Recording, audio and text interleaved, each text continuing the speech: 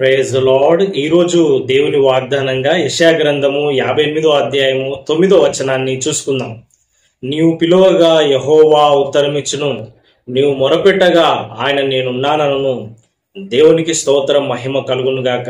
ఎంతో అద్భుతమైన వాగ్దానాన్ని మనం చూస్తా ఉన్నాము. నీవు పిలిచినప్పుడు దేవుడు ఉత్తరమిస్తాడు. నీవు ప్రార్థన చేసినప్పుడు ఆయన జవాబును అనుగ్రహిస్తాడు. నీవు మొరపెట్టాలి, ప్రార్థన చేయాలి, దేవుడు నీకు సహాయం చేస్తాడన్న చక్కటి వాగ్దానాన్ని మనము చూస్తా ఉన్నాం.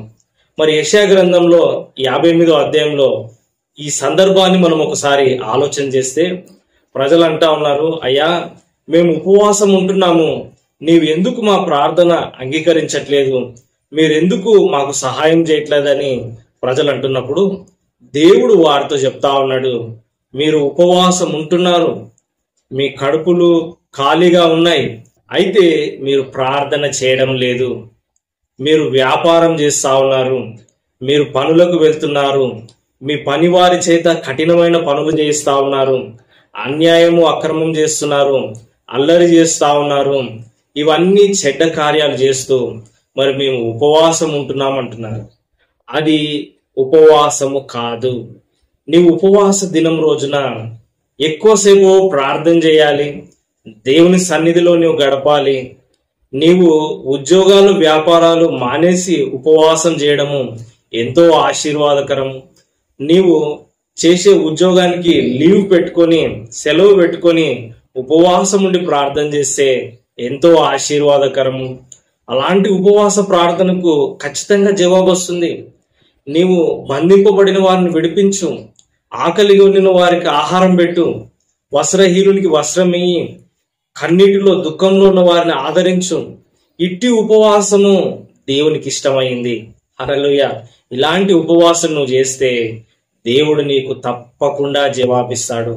దేవుడు తప్పకుండా నిన్ను ఆశీర్వదిస్తాడు. తగిన సహాయాన్ని దేవుడు నీకు అనుగ్రహిస్తాడు. నీవు ఇలాంటి ఉపవాసం చేసి దేవా అని నీవు పిలిచినప్పుడు, ప్రభువా నాకు సహాయం చేయి తండ్రి అని నువ్వు ప్రార్థన చేసినప్పుడు దేవుడు నీ ప్రార్థన అంగీకరిస్తాడు. నీవు పిలువగా ఆయన ఉత్తరం ఇస్తాడు. నీవు మొరపెట్టగా ఆయన నేను ఉన్నాను అని నీకు ఉత్తరం ఇచ్చి నిన్ను ఆదుకుంటాడు. ఆమేన్. చిన్న ప్రార్థన. పరిశుద్ధుడైన దేవా, ప్రేమగల తండ్రి, ఈరోజు ఈ వాక్యాన్ని వింటున్న ప్రతి వ్యక్తిని దర్శించండి అయ్యా. వారు ఉపవసించి ప్రార్థన చేస్తా ఉండగా జవాబును అనుగ్రహించండి.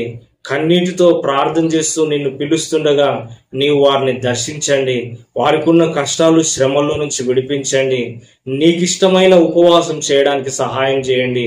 నీ సన్నిధిలో ఎక్కువసేపు గడుపుతూ పేదవారికి సహాయం చేస్తూ, దిక్కులేని వారికి సహాయం చేస్తూ, నీకు ఇష్టమైన మంచి కార్యాలు చేస్తూ, నీకు మొరపెట్టే బిడ్డలుగా ఉండే కృప మా అందరికి అనుగ్రహించమని మా ప్రభువును రక్షకుడైన యేసుక్రీస్తు నామములో ప్రార్థిస్తున్నాను తండ్రి.